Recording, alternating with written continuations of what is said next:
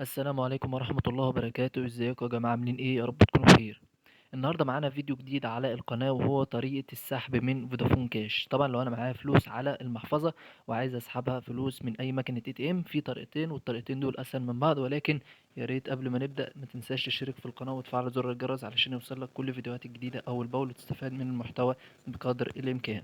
طبعا في طريقتين زي ما قلت لحضراتكم، والطريقتين دول اسهل من بعض. واول طريقة وهي اللي انا هشرحها من خلال الفيديو، طبعا هشرح الطريقتين، ولكن الطريقة الأولى وهي من خلال تطبيق أنا فودافون. أول حاجة علينا وهي إن إحنا هنفتح تطبيق أنا فودافون، بعد كده هنضغط على المزيد زي ما حضراتكم شايفين كده في أسفل الصفحة، بعد كده هنضغط على فودافون كاش وهنفتح المحفظة، بعد كده هنضغط على سحب من الصراف الآلي. هيظهر لنا قيمة زي ما حضراتكم شايفين. أول خانة هنكتب المبلغ اللي احنا عايزين نسحبه وليكن 50 جنيه.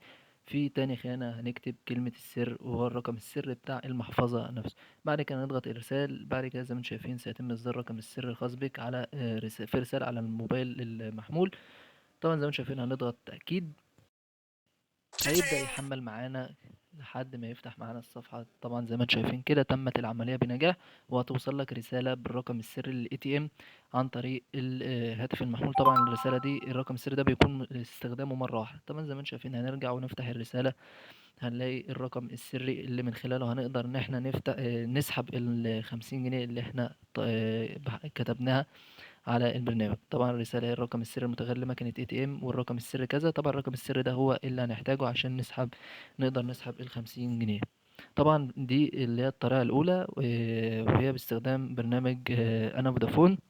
طبعا في طريقة تانية نقدر من خلال ان احنا نجيب كلمة السر الرقم السري ده عشان خاطر ان احنا نسحب ال50 جنيه ايضا، ولكن من غير التطبيق، وهي عن طريق ان احنا هنفتح خانة الاتصال وهنكتب كود نجمة 9 شباك.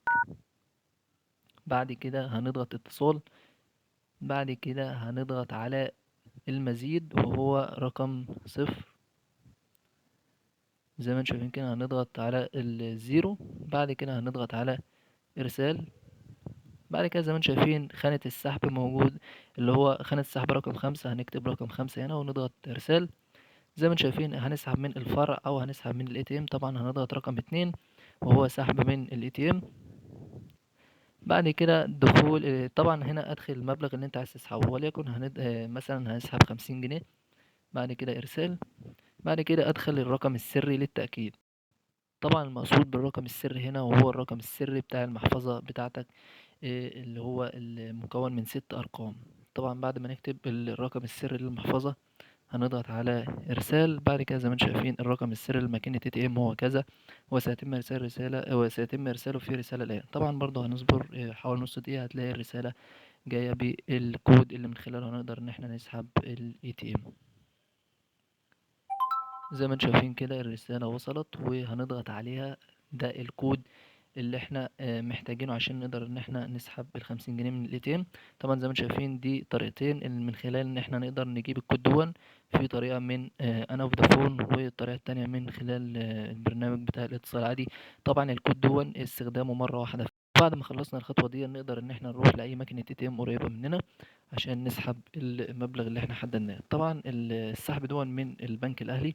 أول حاجة بنضغط على الخيار دون أو انتر على من خانة لوحة المفاتيح. بعد كده هيظهر معانا المحفظة الإلكترونية، هنضغط عليها. بعد كده هنضغط على عربي. بعد كده سحب نقدي هنضغط عليها. بعد كده هيطلب مننا ان احنا ندخل الرقم المحمول اللي عليه المحفظة اللي احنا هنسحب من عليها.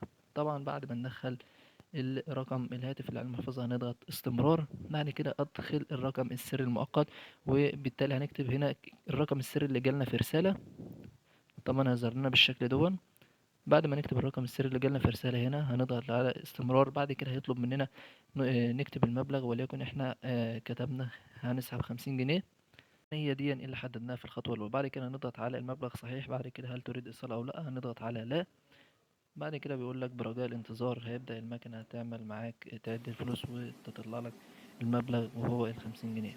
طبعا دي طريقة التعامل مع اي تي ام والسحب من فودافون كاش. طبعا الطريقة سهلة، متنساش في آخر الفيديو الدعمنا باشتراك وتفعل زر الجرس علشان يوصلك كل الفيديوهات الجديدة أول بأول. ولو في أي استفسار أو أي حاجة ما فهمتهاش اكتبها لي في التعليق وأنا هرد عليك بإذن الله. والسلام عليكم ورحمة الله وبركاته.